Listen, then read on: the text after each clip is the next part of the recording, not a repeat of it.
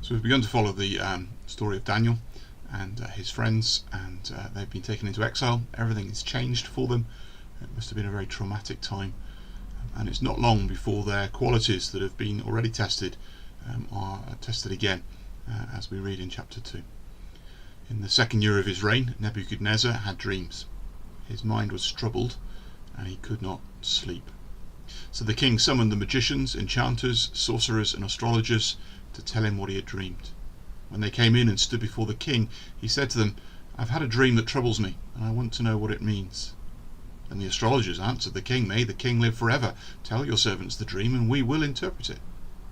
The king replied to the astrologers, "This is what I have firmly decided.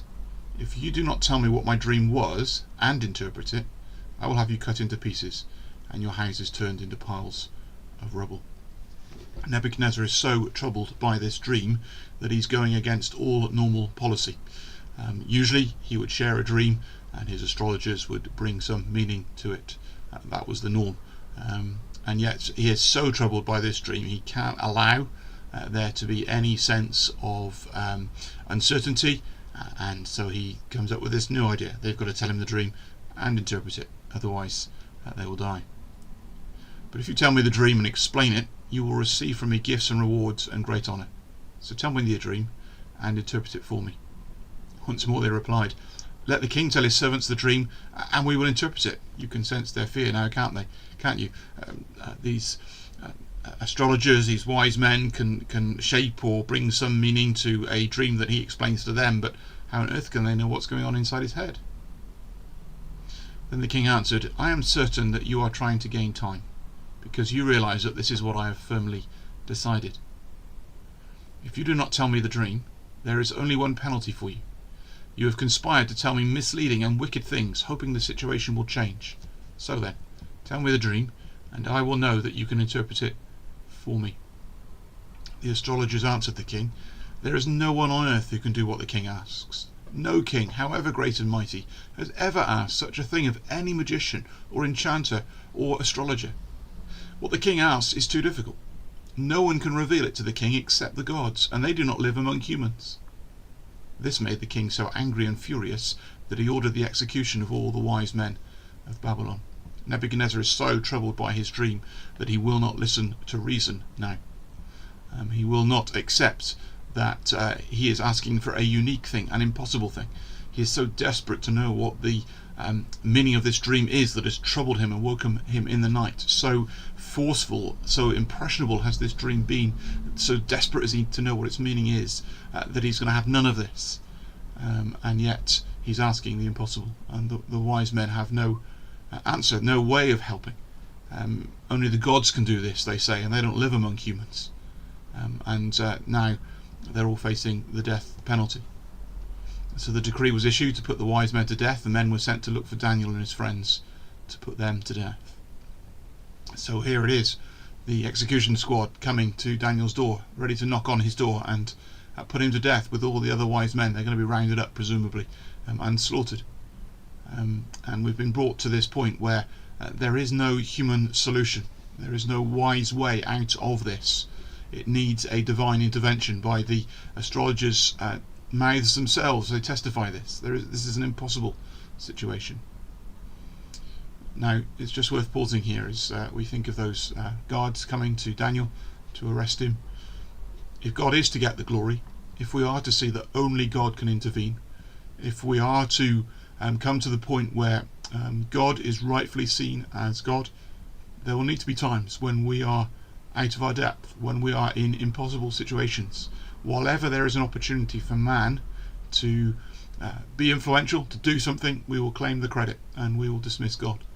It is only when we come to an utter end of ourselves, and here is Nebuchadnezzar at an end of himself. He's so troubled by this dream, he's got to know the answer. Here are the wise men at an end of themselves. They've got no way of telling him what the dream was. And now the guards are coming to Daniel's door. It can be the same in our lives too. There are times when we come to an end of ourselves, when we see no way out. We have to be, in a sense, brought to these to realise that God is involved, that only God can answer. It's only when we get to such desperate measures. We don't like this. We'd much rather a smoother path. But our lives have to be checkered with these moments if we are to really see God at work, both in our individual lives, in our family lives, in our church family lives. We are going to need to come to such points as these to see God at work and to give him praise and glory. So here's the guards on their way. When Arioch, the commander of the king's guard, had gone out to put to death the wise men of Babylon, Daniel spoke to him with wisdom and tact. Here is a calm head in the midst of this. Here is Daniel not yelling like the other astrologers, this is unreasonable. Here is Daniel very gently and calmly speaking into this situation of disaster. He asked the king's officer, why did the king issue such a harsh decree? Arioch then explained the matter to Daniel. At this, Daniel went into the king and asked for time so that he might interpret the dream for him. That's bold, isn't it? The other astrologers have all said there's no way that anybody can do this. The death penalty has been decreed, and Daniel marches into the heart of danger to volunteer to do the impossible. Any sensible person would have been hiding, keeping out of the way, hoping that the king would come to reason at some point. Then Daniel returned to his house and explained the matter to his friends Hananiah, Mishael, and Azariah. He urged them to plead for mercy from the God of heaven concerning this mystery, so that he and his friends might not be executed with the rest of the wise men of Babylon. And here's the point. Why has Daniel got such boldness? Well, it's not in himself. It's not because he's got the answer, but he knows where to turn. And so that trust in God kept him calm in the moment of disaster, and now drives him to his knees as he needs an answer. During the night, the mystery was revealed to Daniel in a vision. Then Daniel praised the God of heaven and said, Praise be to the name of God forever and ever. Wisdom and power are his. He changes times and seasons. He deposes kings and raises up others. He gives wisdom to the wise and knowledge to the discerning. He reveals deep and hidden things. He knows what lies in darkness, and light dwells with him. I thank and praise you, God of my ancestors. You have given me wisdom and power.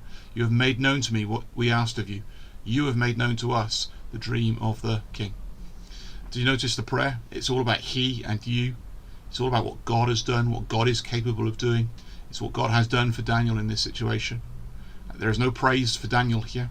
It is all praise to God, because only God could speak into this situation. Only God could bring a resolution to this challenge. Then Daniel went to Arioch, whom the king had appointed to execute the wise men of Babylon, and said to him, Do not execute the wise men of Babylon. Take me to the king, and I will interpret his dream for him. Notice Daniel's generosity here. He could have said, look, all these other wasters, they're not following the true God. Yeah, get rid of them and give us extra responsibility because we're the ones who've got the answer. No, he's concerned for everyone's well-being. This is an unjust situation, unfair situation. So Arioch took Daniel to the king at once and said, I've found a man among the exiles from Judah who can tell the king what his dream means. Notice again, he's from the exiles among Judah. They're not expecting much of Daniel. He has already proved himself in the tests of Daniel 1, but still there's this stigma of an exile, of being a Jew in the king's court, not one of the astrologers by birth and so on. He's an outsider, and yet he's the one who's brought to the king. The king asked Daniel, also called Belteshazzar, are you able to tell me what I saw in my dream and interpret it? Daniel replied, No wise man, enchanter, magician, or diviner can explain to the king the mystery he is asked about. But there is a God in heaven who reveals mysteries. I think I would have started with the God of heaven reveals mysteries because no one else could have done it, rather than the no I can't. Because if the king had let him finish the sentence, it could have been a very short conversation.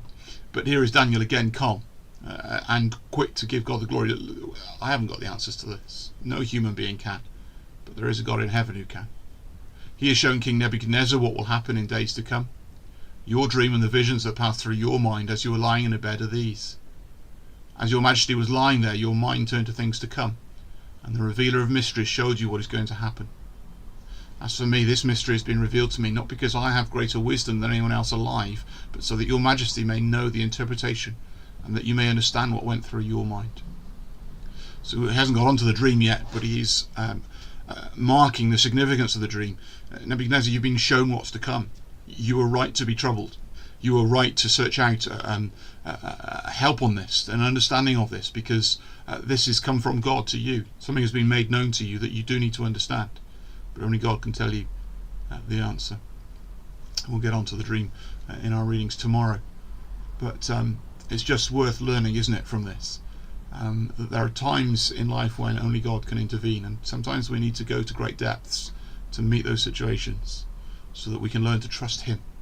Always there is a temptation to trust ourselves, like Paul in the New Testament, praying for the thorn in the flesh to be removed, and God not taking it away and saying, you've got to learn my grace is sufficient for you. You've got to learn that in your weakness my power is made perfect. That's really difficult. There are painful times in our lives, difficult situations where there is no answer.